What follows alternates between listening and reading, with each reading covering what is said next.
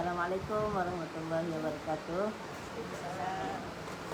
A'udzubillahi minasyaitonir rajim. Bismillahirrahmanirrahim. Alhamdulillahirabbil alamin wa bihi nasta'in. Wassalatu wassalamu ala sayyidil mursalin wa ala alihi wa sahbihi ajma'in. Rabbi shrah li sadri wa yassir li amri wahlul 'uqdatam min lisani yafqahu qawli. Rabbana atina min ladunka rahmah wa hayyi' lana min amrina rasyada. Rabbana la tuzigh qulubana ba'da idh hadaytana wa hab lana min ladunka rahmah innaka antal wahhab. Alhamdulillah, kita bersyukur kepada Allah Subhanahu wa taala. Pagi ini pertemuan kita yang kedua dalam bulan Muharram tahun 1444. Ya, alhamdulillah Allah masih panjangkan usia kita dan mudah-mudahan panjangnya usia ini membawa kebaikan kepada kita insya-Allah. Ya, sebab Nabi sallallahu alaihi wasallam bersabda, sebaik-baik manusia ialah orang yang panjang umurnya, baik amalnya. Ya, khairun nas man qala umruhu wa hasuna amaluhu. Maksudnya sebaik-baik manusia ialah orang yang panjang umur, baik amalannya.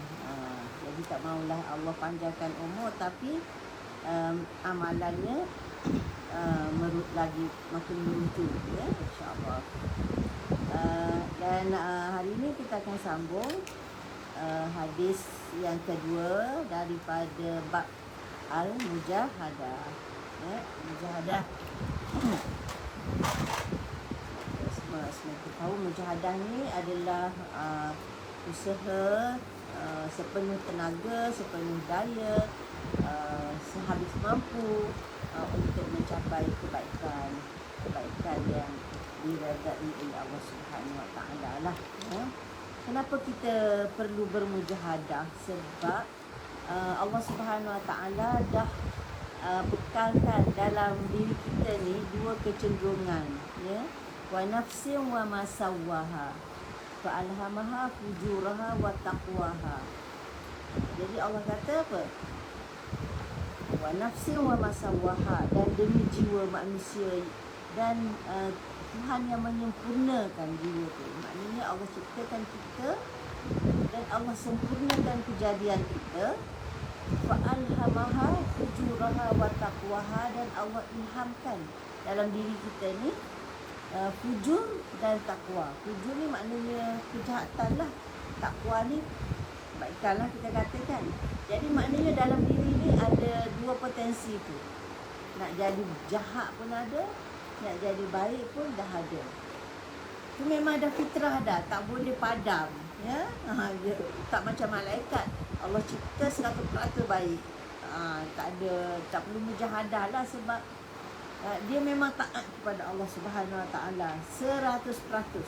Tak ada sifat membangkang, tak ada kecenderungan pada kejahatan. Tapi kita manusia memang ada dua kan, dalam surah Al-Balad pun Allah sebut wahadaina bin najdain kan. Maknanya ada dua saluran. Jadi dia kata apa? Qad aflaha man zakkaha. Jadi orang yang berjaya tu, qad aflaha man zakkaha, siapa yang mentazkiyah jiwa dia. Tazkiyah tu maknanya membersihkan daripada sifat-sifat yang buruk lah.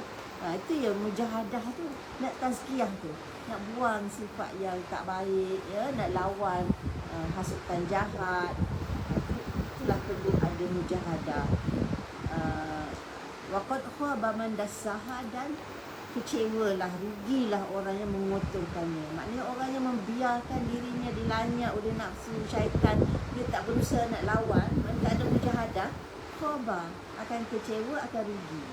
Jadi maknanya kalau nak berjaya, qad aflaha tu kena mujahadah. Tu Allah sebut man zakkaha, siapa yang mentazkiyah, membersih, mensucikan. Artinya kita nak pastikan jiwa kita ni sentiasa bukanlah perfect 100% kan, sebab itu memang dah tak boleh elak kan, tapi kita nak lawan, nak mengatasi. Selagi kita hidup ni, gangguan mesti datang. Sebab itu fitrah kita pun kan. Jadi memang ada tarikan kepada keburukan tu kan. Sebab tu perlu mujahadah selalu tu.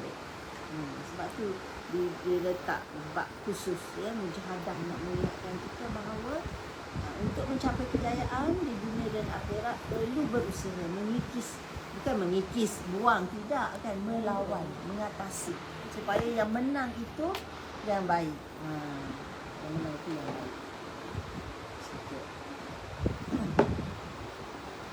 Kalau dalam fiqh pun dia sebut ya, orang yang baik itu orang yang adil tu, dia bukanlah kata orang yang baik 100%, tak kan. Orang yang adil tu maknanya orang yang kebaikannya mengatasi kejahatan dia. Kan? Jadi kalau tengok zahir tu nampak dia baik kan, bukan maknanya dia tak ada jahat langsung kan, mak manusia mesti ada kelemahan dan kekurangan. Jadi itulah tujuan mujahadah ya, supaya kita sentiasa memenangkan belah baik ni. Belah baik ni kan. Dan apa ni? Mendekatkan diri kepada Allah Subhanahu Wa Taala dengan melakukan perkara Allah perintahkan. Jadi apa ni, hadis kedua yang akan kita baca pada pagi ini adalah hadis daripada Anas ya. Okey, ada buku kan? Ada jumpa ya. Dan tak ada buku tak apa, dengar ajalah. Insya-Allah. Okey. An Anas radhiyallahu anhu, daripada Anas radhiyallahu anhu. Anas ini memang sahabat yang terkenal lah, yang banyak meriwayatkan hadis. An Anas radhiyallahu anhu an Nabi sallallahu alaihi wasallam fima yarwihi an rabbih azza wa jalla. Ini fima yarwihi an rabbih azza wa jalla ni maknanya Nabi sallallahu alaihi wasallam menyampaikan apa yang Nabi terima daripada Allah Subhanahu wa taala. Qala. Jadi yang ini dia panggil hadis kursi ya. Pernah dengar kan hadis kursi. Jadi hadis ni dia ada dua, satu dia panggil hadis nabawi, satu hadis kursi. Okay. Jadi hadis dia bezanya hadis kursi ni, hadis nabawi ni. Hadis nabawi ni Nabi bercakap, maknanya macam dia sendiri yang bercakap lah kan. Tapi kalau hadis kursi itu Nabi menyampaikan kata-kata di mana orang kata yang bercakap itu seolah-olah Allah Subhanahu Wa Taala. Tapi apa beza pula hadis kursi dan Quran? Quran ni wahyu yang Allah turunkan lengkap dengan susunan ayat siap dah. Tak boleh tukar dah lafaz dan susunan. Tapi kalau hadis kursi ni Allah beri wahyu maksud dan Nabi boleh sampaikan dengan bahasa sendiri. Macam tu. Itu beza.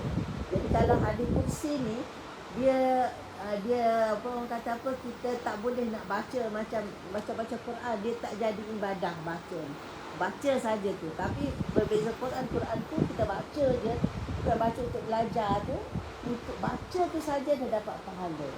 1 huruf 10 hasanah kan. Itu Quran. Tapi hadis kursi ni kita baca dengan sebut perkataan ni belum dapat pahala. Dapat pahala tu belajar tu. Belajar, faham dan amal. Tapi Quran tu baca dapat pahala, belajar dapat pahala, amal lagi dapat pahala, sebar lagi dapat pahala. Semua kan. Jadi baca je dah jadi satu ibadah. Okey, jadi yang ni dipanggil hadis kursi ya. Iza taqarrabal abdu ilayya. Apabila hamba mendekatkan diri kepadaku, ilayya. Ku di sini ialah Allah. Jadi Nabi sampaikan seolah Allah yang berkata-kata ni. Jadi ilayya di sini kepadaku ni bukan kepada Nabi ya, iaitu kepada Allah. Jadi iza taqarrabal abdu ilayya shibron. Apabila hamba mendekatkan diri kepadaku shibron. Shibron ni sejengkal. Sejengkal. Jadi macam kalau kita gambarannya dia banding macam kita duduk sini, kita melangkah 1 jengkal nak pergi kepada Allah. Macam itulah kan. Taqarrabtu ilaihi zira'an. Aku mendekatkan diri kepadanya satu hasta. Jadi ialah zahirnya macam mana nak pergi kepada Allah, kita nampak Allah tu kat mana kan. Allah tak bertempat macam kita. Nak pergi sejengkal. Lepas tu Allah datang sehasta. Jadi dia nak memberi gambaran tentang pantasnya Allah Subhanahu Wa Taala tu menerima amalan hamba dia. Menerima dan memberi pahala. Kerana kita baru sejengkal je nak buat, dah sehasta dah rahmat dan pahala dia bagi kat kita. Gitu. Jadi macam mana nak mendekatkan diri pada Allah ni? Maknanya melakukan apa yang Allah suruh lah kan. Allah yang suruh lah apa ni, apa yang Allah suruh banyak lah kan. Apa je yang kita buat yang Allah perintahkan dengan tujuan nak mendapat keredaan Allah Subhanahu Wa Taala. Maknanya sikit baru cuba tu dah berganda dah Allah bagi pahala. Sebab tu ada hadis kata niat je pun dah dapat pahala kan. Niat nak buat baik, tak buat apa lagi. Niat dah. Niat pun dah dapat satu pahala. Kemudian kalau tak jadi buat pun pahala tu tak cancel. Kan. Misalnya katalah niat nak datang masjid, nak pergi majlis ilmu. Ada niat dah, bangun pagi-pagi aku nak pergi kan. Kemudian dia tulis dah tu satu pahala. Kemudian tak jadi datang sebab ada hal. Dia tak padam niat tu. Pahala untuk niat tu tak padam. Kata dia tak pergi, cancel lah niat tak. Asalkan apa? Asalkan dia tak pergi, tak jadi pergi tu sebab ada halangan. Dah dapat dah tu. Itulah lebih kurang gambaran macam mana pantasnya Allah menerima apa saja kebaikan yang dilakukan oleh hamba-Nya dengan tujuan nak dapat keredaan dia. Itulah niat nak pergi ziarah kawan ke kan. Ziarah kawan, ziarah sahabat itu pahala besar tu kan. Betul tak? Jadi untuk mendekatkan diri pada Allah ni bukan hanya nak kena dengan solat saja kan, dengan zikir ke, pergi umrah ke, pergi haji ke, apa saja kebaikan yang Allah suka, yang dianjurkan oleh Allah dan Rasul. Termasuklah ziarah sahabat kan. Ada satu hadis yang sahih. Seorang lelaki tu dia pergi satu tempat, satu kampung lah dia kata. Dia pergi satu kampung, kemudian Allah hantar malaikat mengikuti perjalanan dia. Allah hantar malaikat. Dia nak pergi mana.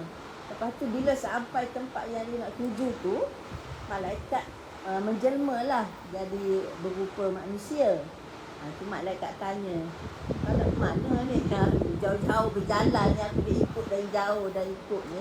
Dah sampai ni kau nak ke mana? Lepas tu dia kata nak ziarah saudara kat sini. Lepas tu malaikat kata apa tujuan? Kan? Nak tutup hutang ke? Apa ni ada nak jual barang ke? Kan? Jadi apa tujuan kamu datang? Adakah nak ni ada tujuan-tujuan ni lah. Contoh tu lah nak tutup hutang ke, nak jual barang ke, apa-apalah. Dia kata tak ada. Tak ada apa kepentingan yang aku harapkan daripadanya. Aku hanya nak ziarah sebab aku sayang dia kerana Allah. Sangat sayangkan dia, lama tak jumpa. Kan nak tanya khabar kerana Allah. Jadi malaikat kata, aku ni utusan yang Allah hantar untuk beritahu kamu. Sebab mereka tanya tu dia dah tahu kan, Allah dah bagi tahu. Sebab Allah kan tahu semua niat orang kan. Jadi maknanya dia jawab tu dengan betul lah tu kan. Dengan bukannya dia tipu kan. Jadi dia kata aku utusan Allah untuk beritahu kamu bahawa Allah sayang kamu sebagaimana kamu sayang dia. Insya-Allah. Kan? Bukannya duduk iktikaf masjid ke apa kan, tapi ziarah sahabat kerana sayang, cinta yang tulus kerana Allah tu, ganjarannya Allah sayang dia balik. Masya-Allah. Jadi tu luasnya Islam kan. Bila kita kata nak mendekatkan diri pada Allah tu, janganlah dalam kepala kita nak baca Quran berapa juzuk sehari ni kan. Nak solat sunat berapa rakaat ni, apa bukan semestinya itu. Bukanlah kata tak baik baca Quran, tak baik solat tu. Tapi kan kiranya itu dikira sebagai amalan yang boleh mendekatkan diri kita kepada Allah Subhanahu Wa Taala. Ya. Jadi ibadah hari ini nak memberi gambaran tentang luasnya rahmat Allah, cepatnya Allah terima dan Allah beri ganjaran yang berganda-ganda kepada hamba itu. Jadi tu kena mujahadah tu. Kan jangan nampak alah sikit je apa kan. Tak ada sikit pun Allah, kata sejengkal pun Allah dah dah bagi sehasta. Kan. Kemudian dia kata idza taqarraba ilayya dhira'an, bila dia mendekatkan diri kepadaku satu hasta, jauh sikit, maknanya lebih kuatlah tu kan usaha dia daripada sejengkal dengan sehasta tu kan. Sehasta tu memerlukan kuat sikit, jadi ganjaran lebih banyak lah ya. Taqarrabtu minhu ba'an, aku mendekatkan diri kepadanya ba'an satu depa. Ba'an ni depa macam ni ya. Depa macam ni. Jadi sejengkal dapat sehasta, bagi sehasta dapat sedepa. Jadi maknanya makin banyak usaha kita, makin banyak orang kata apa yang kita lakukan, makin lebatlah curahan rahmat dan ganjaran kasih sayang daripada Allah Subhanahu Wa Taala. Wa idza atani yamshi, bila dia jalan kepadaku berjalan, ataituhu harwalah, aku datang kepadanya berlari. Berlari. Ya, macam mana jalan, nak datang masjid jalan, Allah dah berlari bagi dapatkan kita. Jadi maknanya ini sebuah perbandingan nak membayangkan kepada kita betapa cepatnya Allah Subhanahu Wa Taala menerima usaha kita. Jadi itu memberi dorongan kepada kita supaya jangan bermalas-malas. Kan? Bermalas-malas. Janganlah kata, pergi sejengkal je lah, dia dapat swasta cukup lah tu. Jangan pula macam tu kan. Jadi mudah-mudahan ia memberi motivasi kepada kita untuk terus bersemangat, ya, untuk mencari peluang-peluang amal kebaikan demi mencari redha Allah Subhanahu Wa Taala. Jadi kita tak bolehlah nak gambarkan secara zahir kan. Itu Allah Subhanahu Wa Taala Maha Suci, tak sama dengan makhluk ya. Jadi macam mana dia berlari, macam mana sedekah, apa semua itu kita faham. Nak memberi gambaran kepada kita cepatnya Allah Subhanahu Wa Taala menerima dan memberi ganjaran. Perkataan harwalah tu memang berlari ya. Sebab kat sini dia tulis berjalan cepat. Yalah dia cepat. Kalau kata berlari anak. Berlari anak. Iyalah betul.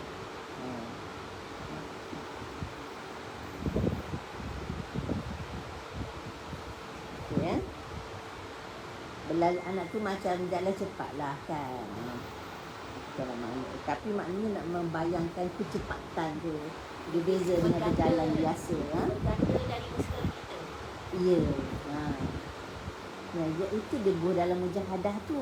Supaya kita sentiasa berusaha. Walau sekecil mana pun usaha kita tak sia-sia, tak disia-siakan.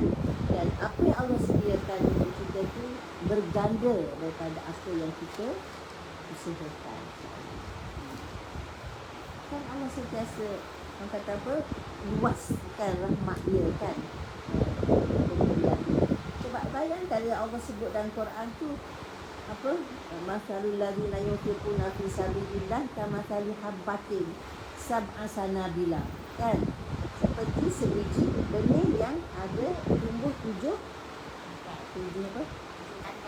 tangkai. Itulah kan, bagi sebiji tumbuh tujuh. Kulli sumbulatin mi'atu habbah, setiap tangkai itu pula ada 100 biji. Jadi kalau kata ahli bahasa, bila disebut sab'a sanabila tu, sanabila ni dia jamak, dalam bahasa Arab dia panggil jamak taksir. Jamak taksir ni dia jamak perkataan plural yang tidak ada had. Jadi kalau sab'a sanabila tu, sab'a tu boleh jadi 7 atau 70 atau 700. Tak semestinya 7. Kan.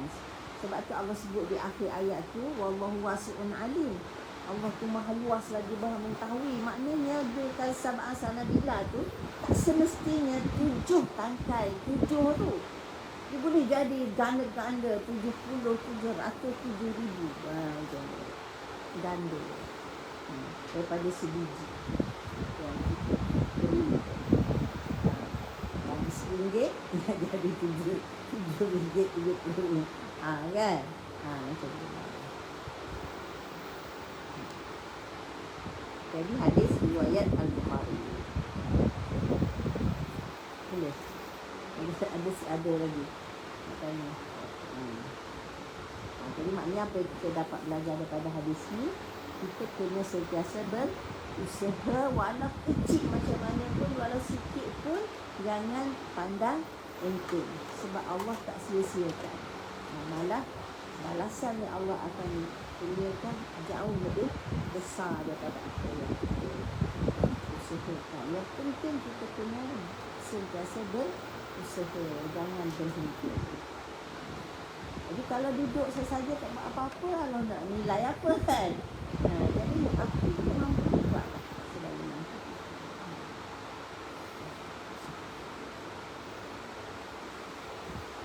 Okay. Hadis ketiga, kalau tak ada, kita pergi kepada hadis ketiga. Yang ni masyhur. Ya, hadis ketiga ni selalu disebut. Kita dengar daripada Ibnu Abbas. Ini Ibnu Abbas radhiyallahu anhuma. Radhiyallahu anhuma. Kenapa Ibnu Abbas setiap kali Ibnu Abbas dia keluar anhuma macam orang? Sebab ni nama dia Abdullah kan, bin Abbas. Jadi anhuma ni anak Abbas. Anak Abbas. Jadi dia dua-dua muslim. Dua sahabat. Huma ni maknanya 2 orang. Jadi kita doa untuk anak dengan ayah dia sebab dua-dua Islam lah. Abbas ni kan bapa saudara Nabi sallallahu alaihi wasallam. Jadi Abdullah ni sepupu lah kan. Jadi Ibnu Abbas ni maknanya anak Abbas. Jadi nama dia Abdullah bin Abbas. Jadi Anas ni ayah dia tak Islam.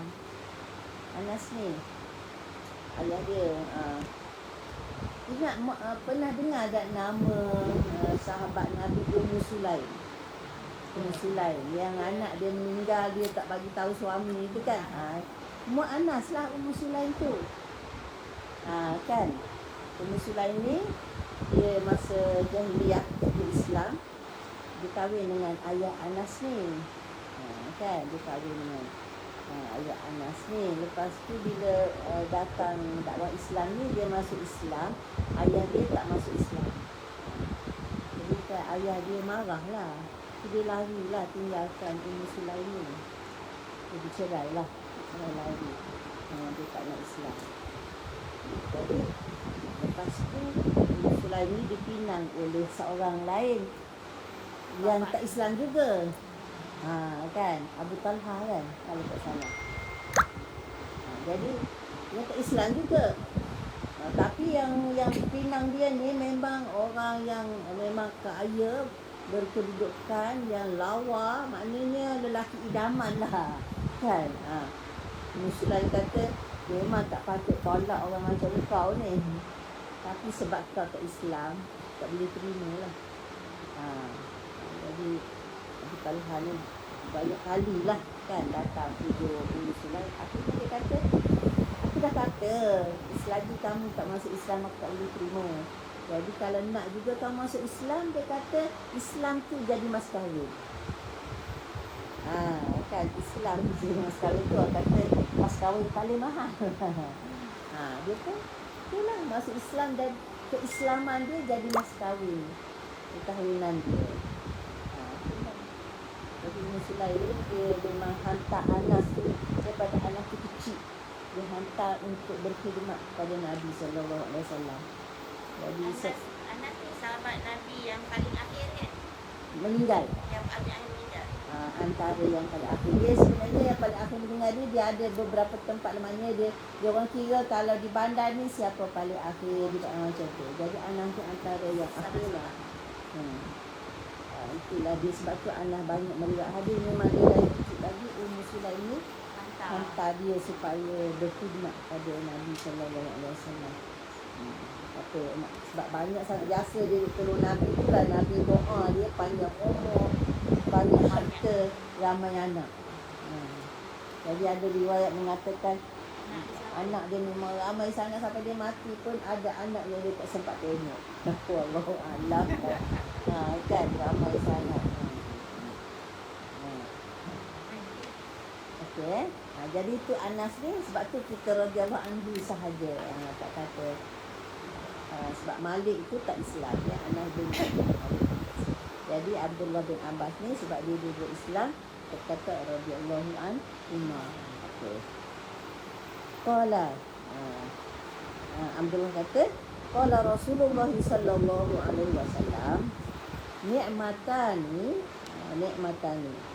maghbunun fihi ma katsirun minan nas. Pendek je hadis ni. Boleh hafal terus ya. Boleh hafal terus. Ya. Ada berapa perkataan dia? 1, 2, 3, 4, 5, 6, 7, 8. 8 tak apa 10 8. 8 perkataan dia. Nikmatani nikmat lah. 2 nikmat. 2 nikmat. Itu nikmat.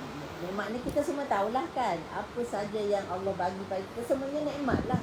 Kan kehidupan pun nikmat, iman itu nikmat, segala anggota kesihatan kita semua nikmat lah. Makanan, minuman, rumah, keluarga, semuanya nikmat. Tapi dalam banyak-banyak nikmat ni ada 2 yang dia kata maghbunun fihima. Maghbunun ni, dia asal perkataan maghbun ni kalau orang Arab guna, kita kata rugi ataupun tertipu. Maghbunun fihima katsirun minan nas.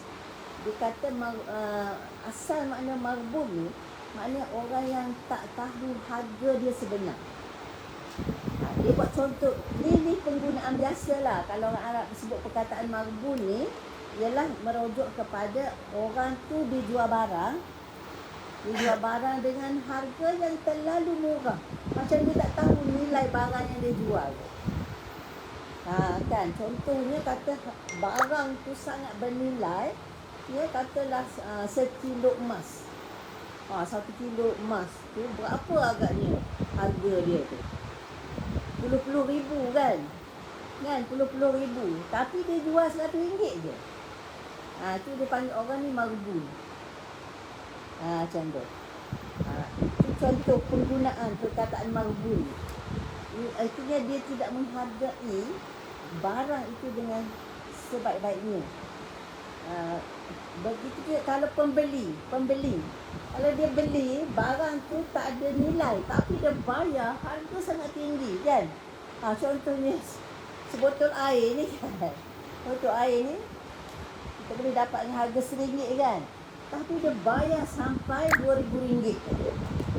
Itu dia maghbun. Mungkin kena tipu ni dah jampi baca Quran 1 juzuk ke apa. Boleh ubat penyakit ke apa, Allah alam kan. Itu dia panggil tertipu tu. Itu makna maghbun. Maknanya orang yang apa? Orang yang rugi kerana dia tidak menilai sesuatu itu dengan nilai yang betul. Jadi maghbunun fihi ma katsirun minan nas, maknanya ramai manusia yang maghbun tentang 2 nikmat ni. Jadi ada 2 nikmat yang manusia tak hargai. Bila tak hargai itu dia rugilah kan. Sebab itu ada orang terjemah rugi, ada orang terjemah tertipu, ada orang terjemah lalai. Bolehlah dia nak terjemah. Tapi maksudnya begitulah. Maksudnya 2 nikmat yang manusia tidak benar-benar menghargai nikmat itu dengan sebenar-benarnya. Faham ya? Maksud maghbun ni. Itu maknanya Rugilah hal macam tu. Dah lah air orang boleh beli RM1 dia baik sampai RM2,000. Kan? Atau emas yang puluh-puluh ribu dijual dengan harga yang sangat murah, memang sangat-sangat rugi.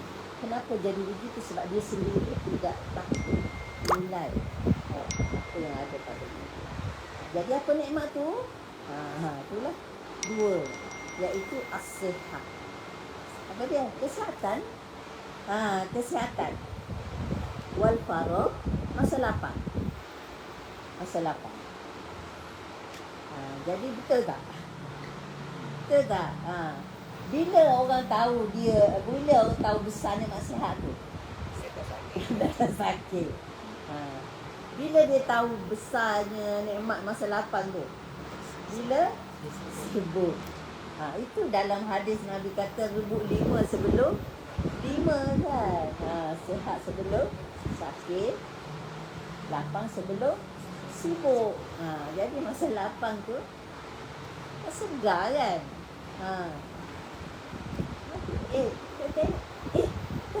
Dah maghrib dah. Buat apa sehari ni? Kan?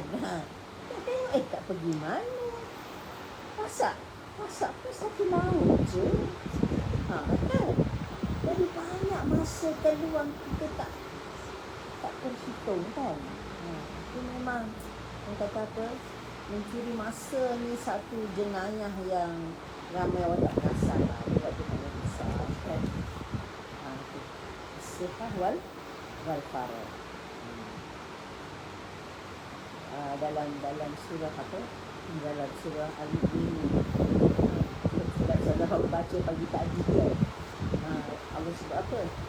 Hatta idza jaa ahadahumul mautu qala rabbirji'un la'alli a'malu shalihan fima taraktu.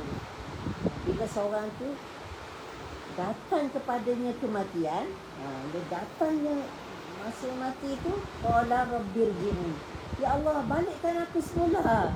Kan, tolong cancelkan mati ni, balik semula. La'alli a'malu shalihan fima taraktu. Mudah-mudahan aku akan buat baik apa yang aku dah tinggal. Sebelum ni aku banyak lagi yang aku tak buat ni, kan. Sedekah tu belum, solat ni belum, ziarah ni belum, macam lagi kan. Jadi bila datang je nak mati, qala rabbirji'un, ya Allah balikkan aku, mudah-mudahan aku dapat a'malu la'alli a'malu shalihan fima taraktu. Mudah-mudahan aku dapat buat baik apa yang aku dah tinggal. Kala, Allah kata no way kan, tak ada sekali. Tak boleh dah. Itulah. Jadi apa dibawa hadis ni dalam bab mujahadah kan, supaya kita sentiasa ambil peluang kan. Masa sihat tu rancanglah betul-betul apa nak buat, apa lagi yang belum buat, kan. Masa lapang tu ambillah betul-betul peluang. Jangan sia-siakan. Jangan tangguh-tangguh dah. Ini esok entah dah tak sihat kan. Esok entah dah tak ada masa. Esok entah dah sibuk. Macam tu. Jadi bangun pagi, orang kata sebelum tidur pun dah fikir esok nak buat apa kan. Kalau tak rancang awal memang buat apa kan. Tak tahu nak buat apa kan. Jadi senang je. Kalau tak ada benda sangat nak buat, ambil Quran bacalah kan. Ataupun ambil tasbih zikir lah kan. Kalau tak ada sangatlah kerja, habis-habis tak ada kerja sangat dah, ambil Quran ke, ambil tasbih ke. Sebab bukanlah kata nak zikir tu kena tasbih kan, tapi sebab kalau tak bilang tu kita pun leka kan. Sekurang-kurangnya bila pegang tasbih tu kita tahulah kan nak cukup 100 misalnya lah kan. Membantu supaya kita tak hanya dah banyak mana dah hanyut lama-lama aku kata tadi tak ingat dah.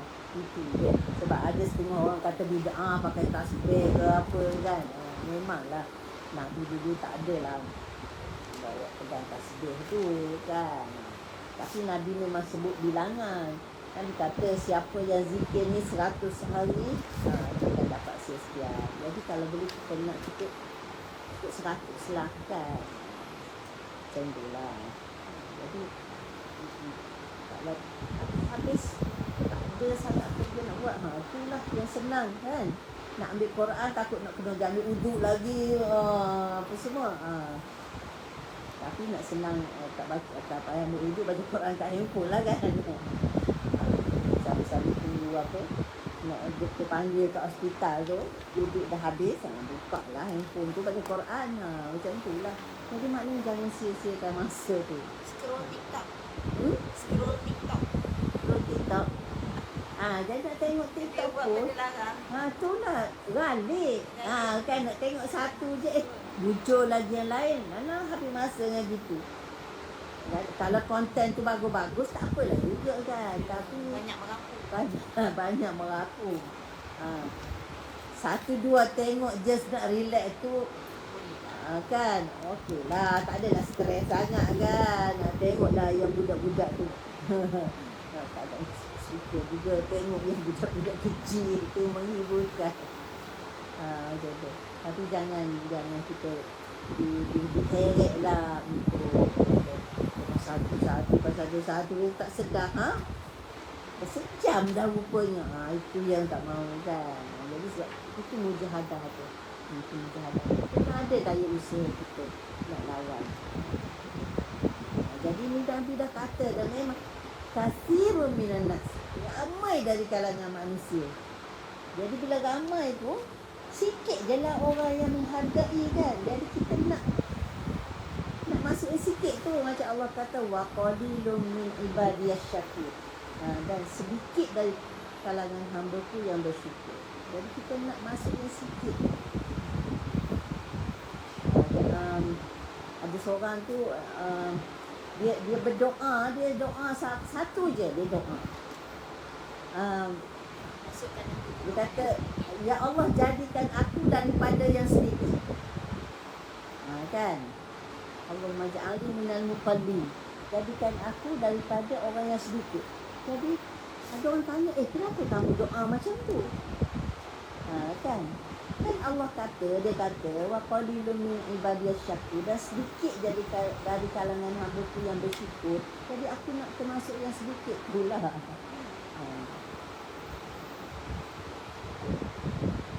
Jadi maknanya memang ramai orang yang melalaikannya.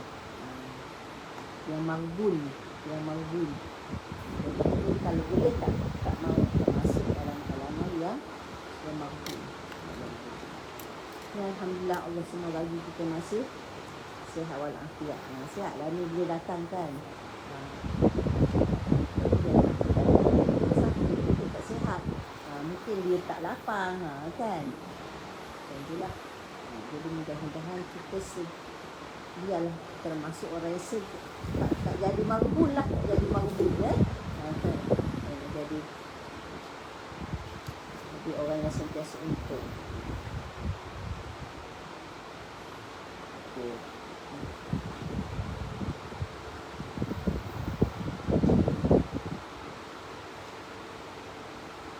Nak tanya, ada soalan, ada nak tambah, ada nak cerita ke?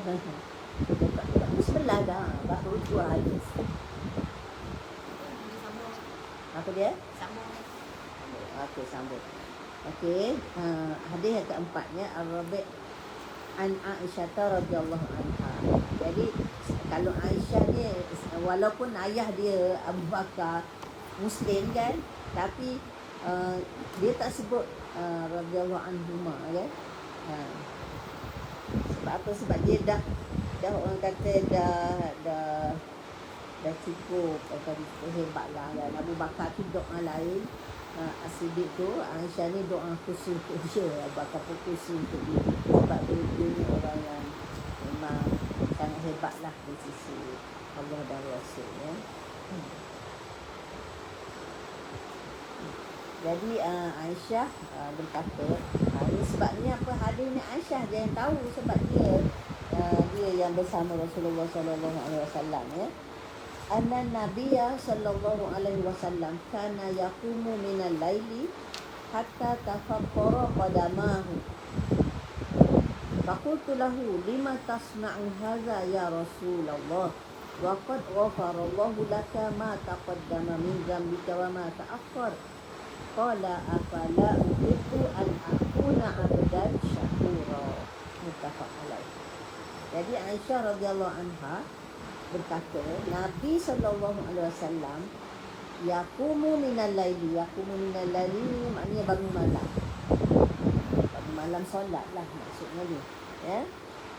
Yaqumu minal laili maknanya dia kata dengan solat tahajud. Solat tahajud.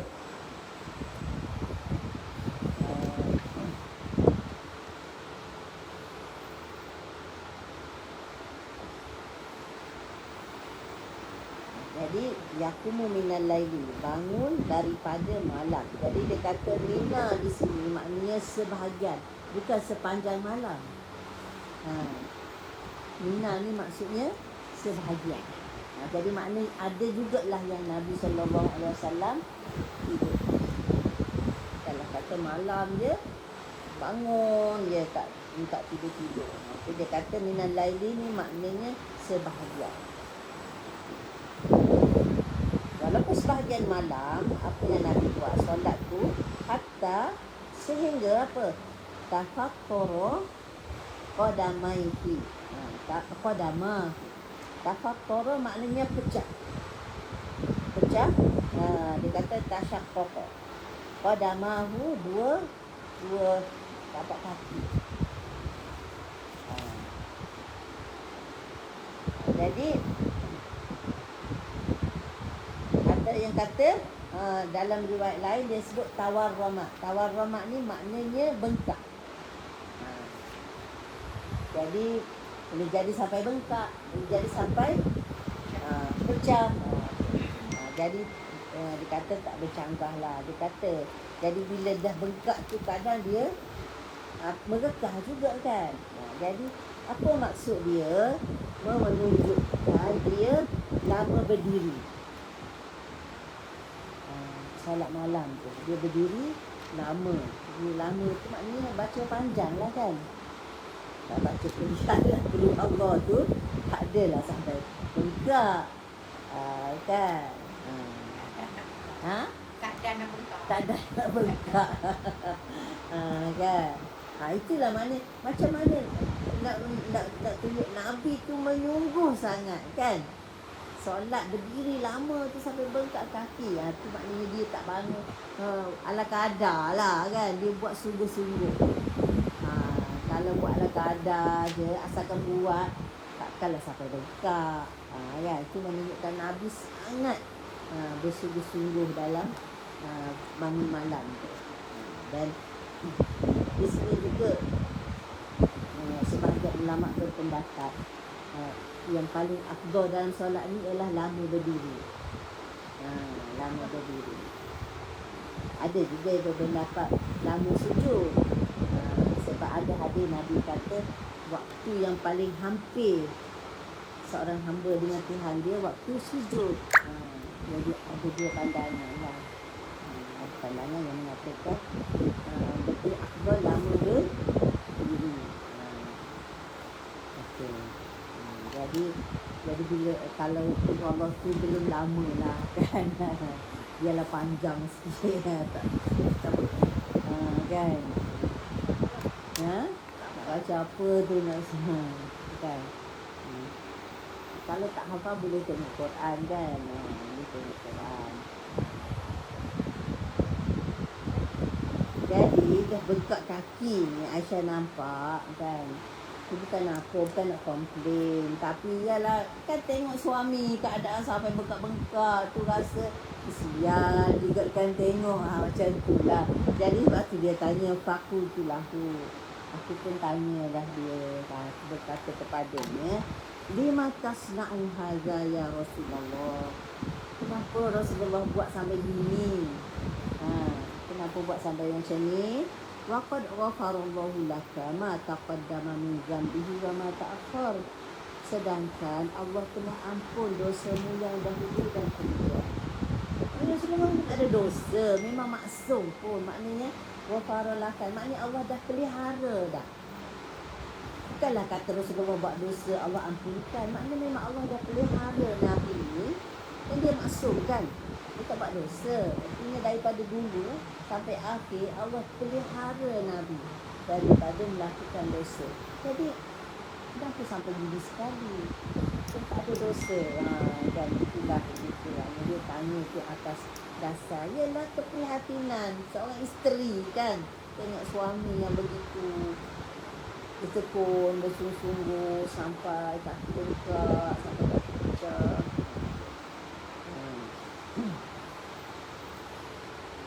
Jadi Qala, Nabi jawab apa? Nabi jawab apa? Afala uhibbu an akuna abdan syakura. Ya, afala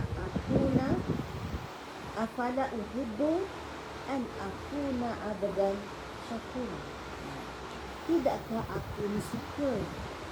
Maknanya bukankah aku suka supaya aku menjadi seorang hamba yang bersyukur. Syakur ni maknanya sangat bersyukur. Jadi maknanya apabila Allah dah kurniakan nikmat yang begitu besar kepada dia, pelihara dia daripada melakukan dosa, maksud dulu dan akhir. Jadi apa yang dia patut luahkan kepada Allah yang bagi dia nikmat yang begitu besar? Syukurlah kan. Apalah aku nak syukur. Jadi macam kalau kita ni kan, kita ni nak buat ibadah, nak solat, kita mengharap keampunan. Sebab kita banyak dosa. Jadi sebab itu mungkin itu yang terlintas dalam fikiran Aisyah. Orang yang banyak dosa patutnya dia bersungguh-sungguh dalam melakukan ibadah ni.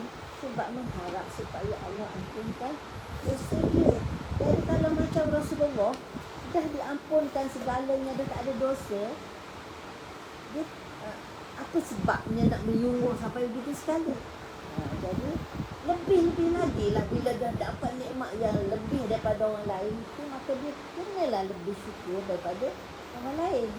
Dia kata afala uhibbu akuna abdan syakur. Maknanya dia bersyukur kepada Allah Subhanahu wa ta'ala.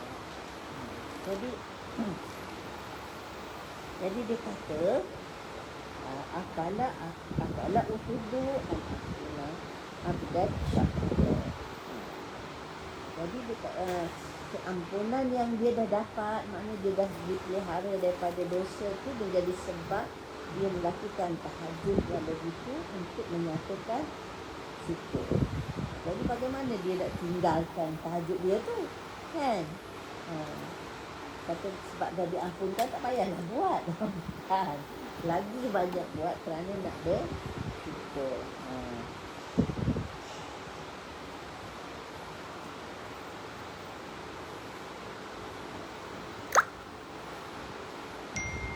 Jadi ada orang menganggap bahawa ibadah tu hanya kerana nak mohon ampun, nak dapat rahmat. Jadi kalau dah dapat semua tu tak payahlah lagi buat. Jadi itu ada satu kesilapan. Lagi banyak rahmat, lagi banyak nikmat, maka lagi banyaklah ibadah yang dia kena curahkan sebagai menyatakan syukur. Jadi kalau kita ni yang betul tentu dosa diampun ni kan, yang banyak kesilapan ni, artinya kita kenalah lagi bersungguh-sungguh. Tapi walau macam mana pun dia kata kat sini, apa makna Rasulullah SAW nak bersyukur tu ialah kerana nak mengiktiraf dengan nikmat yang Allah dah kurniakan kepadanya, dan nak kata memberi, orang kata menumpukan sepenuh, mencurahkan sepenuh keupayaannya untuk beribadah kepada Allah Subhanahu Wa Taala. Sebab Sebab apa? Sebab tadilah kita sebut ayat wa qalilun min ibadiyas syakur tu kan. Sangat sedikit hamba-Nya yang bersyukur.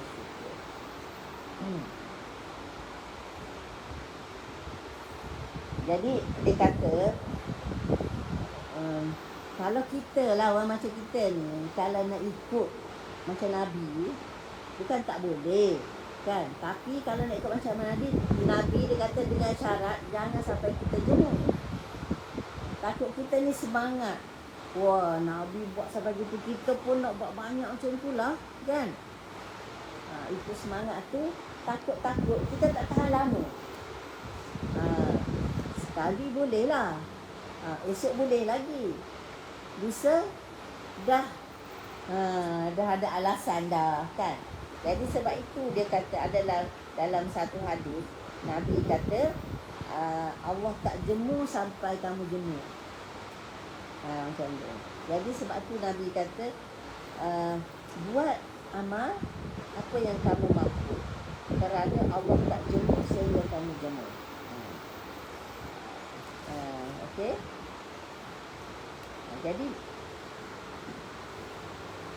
Jadi maksudnya kita bukan tak boleh nak Nabi macam ini. Ini dia nak bawa hadis ni nak menunjukkan betapa kuatnya mujahadah Nabi sallallahu alaihi wasallam. Jadi yang kita nak contohi ialah kekuatan mujahadah tu, kesungguhan. Bukan ambil kami mudah buat main-main. Tapi tak mesti sampai ke tahap kena bengkak kaki macam Nabi. Takut apa? Takut kita ni akan jenuh. Buat sekejap, lepas tu dah berhenti. Macam tu. Jadi ada panduan lain yang bagi Nabi sallallahu alaihi wasallam berikan kepada umatnya. Nabi kata, buatlah amalan apa yang kamu mampu. Sebabnya hadis ni ada cerita Nabi masuk masjid, dia tengok ada tali gantung tu. Nabi tanya, ni tali apa ni? Jadi orang kata ni tali Hamnah atau Zainab. Dia solat dalam masjid tu, kalau dia letih dia bergantung kat tali tu.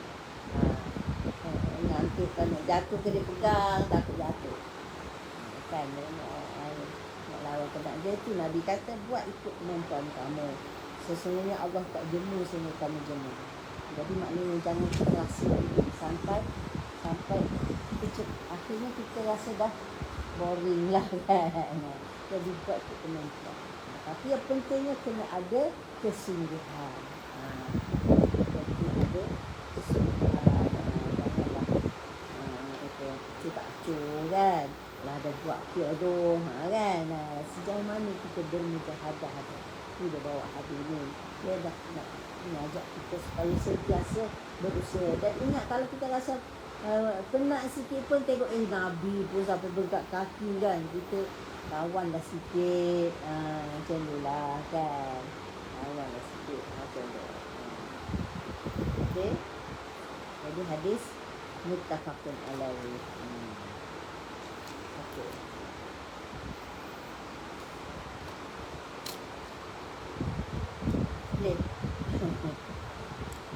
Cukup laku hari ni. Boleh ke? Okay, nak sambung lagi ke? Apa dia?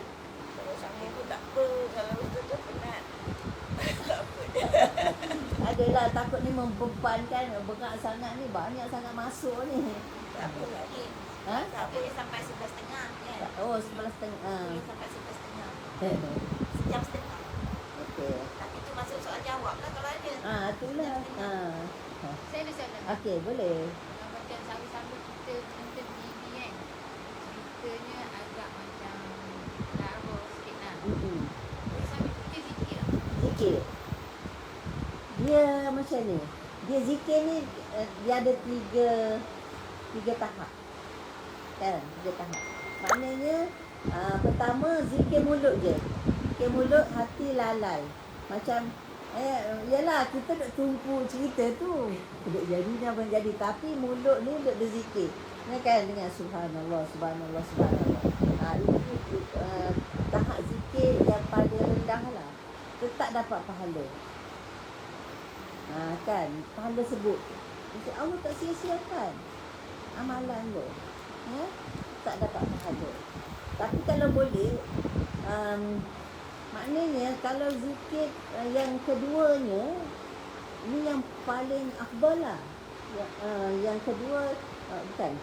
Yang kedua, ingat dalam hati, tapi mulut tak sebut.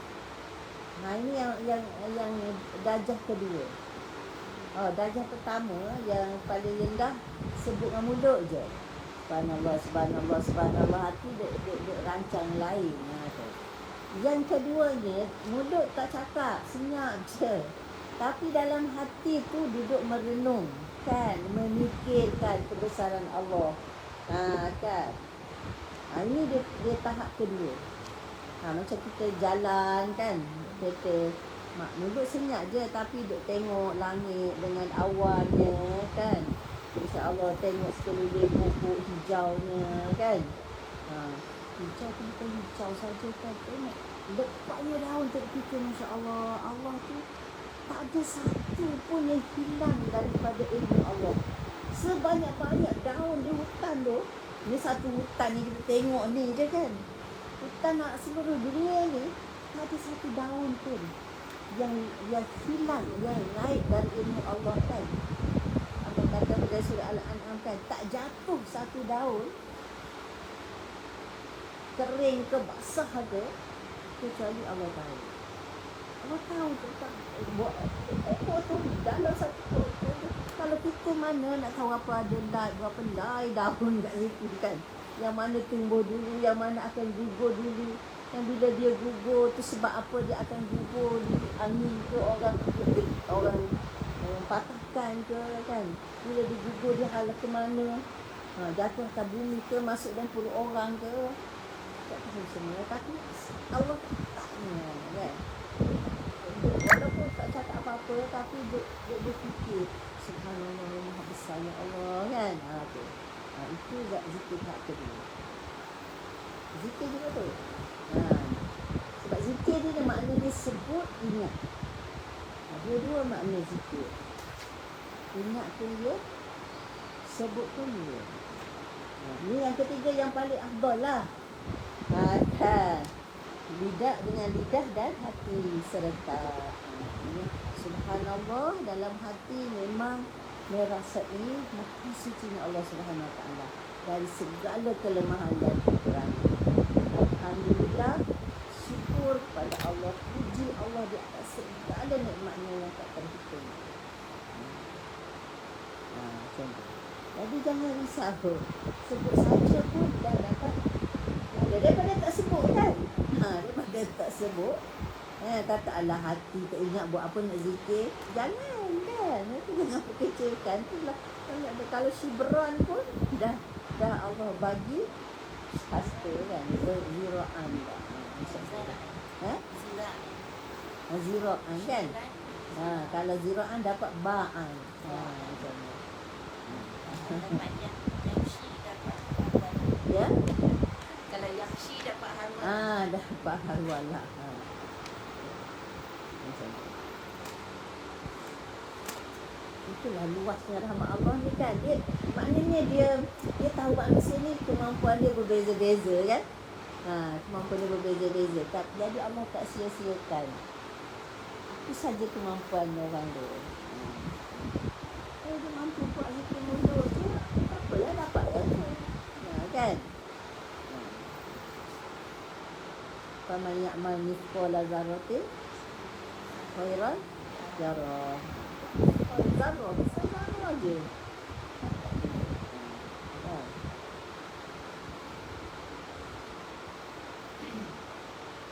Tu Allah apa ni dalam surah At-Taubah kan, Allah cerita sifat munafik kan. Dia mempelekehkan orang kan. Kan sahabat-sahabat Nabi kan dia rajin bagi sumbangan kan. Kalau Nabi nak pergi perang ke apa kan, semua orang nak sumbang kan. Semua. Jadi ada orang dia tak mampu, dia bawa rumah sikit je kan nak bagi sumbangan. Orang munafik kata, alah, dia kata macam tu Allah tak berajak lah. Kan. Alladzina yalmizuna al-mutawwi'ina fi sadaqah. Ini dia mencela bagi secara suka hati, nak bagi sedekah atas kemampuan dia kan. Jangan rasa abang rasa tak ada, tak membantu lah, Allah pun tak terima kan. Kamu nak amal di sekolah gara tu supaya Allah jadi kalau kita mampu je bagus lah kan. Saja tu ini tak lambat juga kan, sekali walaupun tak ingat sepenuh, sekurang-kurangnya ingat sikit-sikit.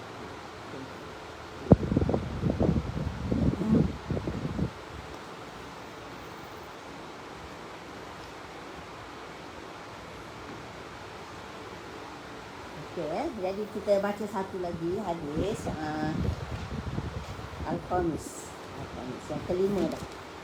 Yang kelima. An Aisyah radhiyallahu anha annaha qalat. Aisyah radhiyallahu anha berkata, kana Rasulullah sallallahu alaihi wasallam idza dakhala al-ashru. Rasulullah apabila masuk 10. Masuk 10 ni 10 akhir Ramadan. 10 akhir Ramadan. Jadi kita tak sebut tu sebab ialah dia bercakap dalam konteks kan. Dalam konteks Ramadan ni. Iza dakhala al-ashru, bila masuk 10, maksudnya 10 terakhir Ramadan. Ahyan laila. Ahyan laila. Wa aiqaza ahlahu wa jadda wa shaddal mi'zab. Ahyan laila maknanya dia menghidupkan malam sepenuhnya. Tadi dia kata yaqumu minal laili.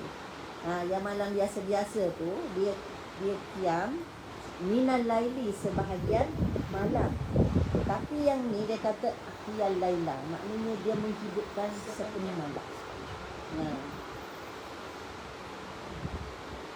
Jadi di sini dia kata qiyamul laili kulli, sepenuh malam.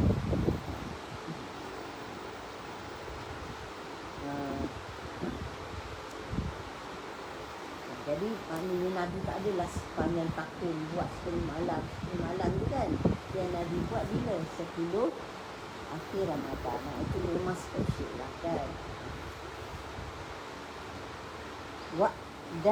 Wa aiqaza ahlahu, dan dia juga membangunkan isteri-isterinya. Dia mengejutkan isteri dia lah. Kalau ada isteri yang tidur, dia bangunkan. Itu nak menunjukkan bahawa Nabi tidak mengabaikan isterinya. Tak adalah dia nak rebut kebaikan untuk dia seorang kan. Jadi maknanya dia juga mengajak isteri bersama. Ini bisa kita ikutlah kan, sebagai satu keluarga. Maknanya tak boleh mengabaikan ahli keluarga. Nabi tak kata lah orang perempuan dia lah tidur penat tu kan. Tapi Nabi juga memberi dorongan kepada isteri-isteri.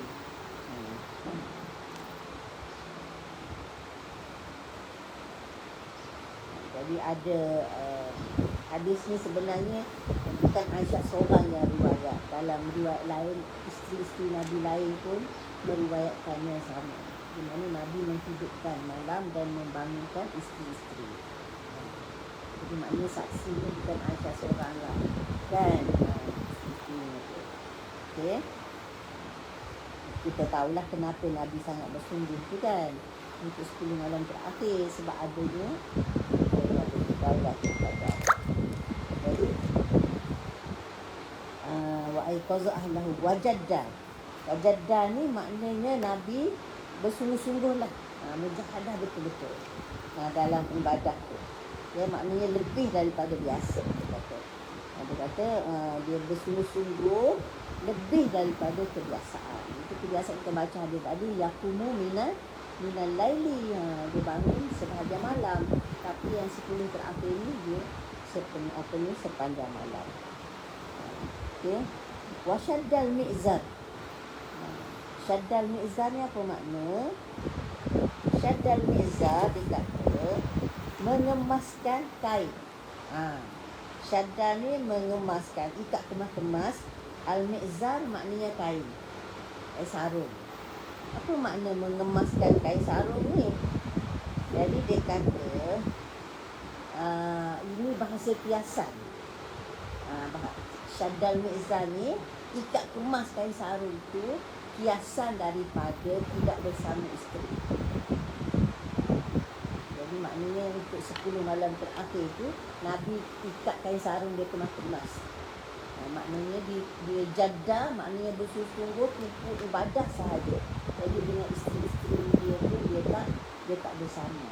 Itu makna syaddal mi'zar. Dia cakap bahasa biasa. Ada ke orang lain cakap bahasa biasa jauh isteri tu. Ikat kain sarung tak faham kot kan. Kita kalau cakap dia ikat kain sarung dia kemas-kemas.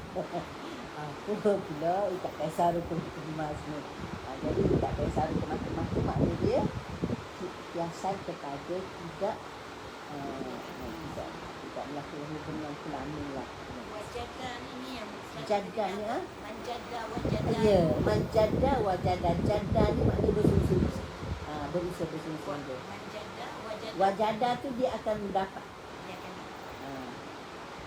siapa yang bersungguh dia akan Siap. datang di kata yang sama juga jadah. Tak. Manjadah Jadda. Wajadah tu ada waw kan. wajadah. Wajadah. Ni jadda. Wajadah Dia ni dah ada tak satu. 3 juga. Jadda ni jin, dal. Kan? 3 huruf kan. Jin, dal dan dal kan. Jadda. Kan syadah tu. Wajadah ni ada 3 juga. Wajadah. Wa tu bukan dah dia. Tak. Bukan. Wajadah ni perkataan dia. Dapat ada. Kalau wujud tu daripada kata wajadah tu ada wujud kan. Ada. Dia dapat. Kalau kata ma wajad tu saya tak jumpa. Kan saya tak dapat. Kalau dia cari-cari kan. Ma wajad tu maknanya aku tak jumpa lah. Bahasa Arab lemah. Bahasa Arab lemah. Belajar Ustaz pada Yelah sebab tak guna kan. Dia kena guna barulah berkesan. Masuk Mustafa 3 lepas tu bunyi. Ah. Hilang tak ingat apa lah. Ni pun belajar kecil masuk sekolah Arab kan. Daripada kecil sekolah Arab sampai Masih ambil sekolah Arab. Lepas tu buku semua bahasa Arab. kaedah Kan. Jadi tu maknanya dah sebati lah dengan bahasa Arab tu. Kadang-kadang kalau nak baca buku ilmiah ni memang kata prefer yang Arab lah kan. Sebab kalau Melayu tu macam lambat sikit nak tangkap. kadang terjemahan Arabic lagipun kita yang tahu Arab ni, kita baca terjemahan kita tak puas sebab kita kata orang ni faham betul kan macam tu. Bukanlah kata nak merendahkan dia, tapi kadang dia terjemah tu tidak sampai maksud yang kita faham. Kita pun faham juga Arab. Tapi Ustazah nak buat contoh ayat Quran. Siapa boleh tunjuk Quran? Quran terjemahan. Ada. Ustazah nak buat contoh terjemahan kan. Kita yang tahu Arab ni kita tak puas lah terjemahan tu. Contoh. Ni nak ambil ni terbalik tu tak.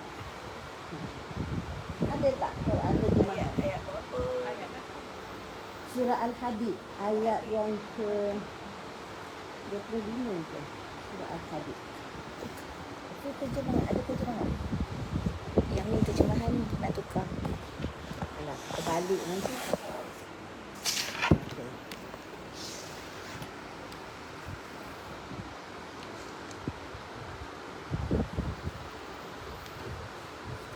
Ayat berapa? Tidak.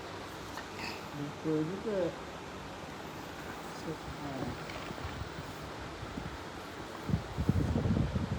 Surah Al-Hadid ayat 25. Laqad arsalna rusulana bil bayyinat Wa anzalna ma'ahumul kitab, ya, sesungguhnya apa ni? Kami telah mengutus rasul-rasul kami dengan keterangan. Wa anzalna, dan kami telah menurunkan bersama mereka Alkitab. Ya, wa anzalna ma'ahumul kitab wal mizan, dan mizan, timbangan, liyaquman nasu bil qisti. Wa anzalna sini dia terjemah apa? Dan kami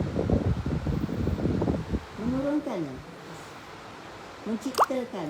Jadi di sini dia ada juga sebut kami menurunkan, tapi setengah terjemahan dia kata kami menciptakan al-hadid, besi. Kan, jadi perkataan sama, wa anzalna atas dengan wa anzalna di bawah, dua-dua wa anzalna.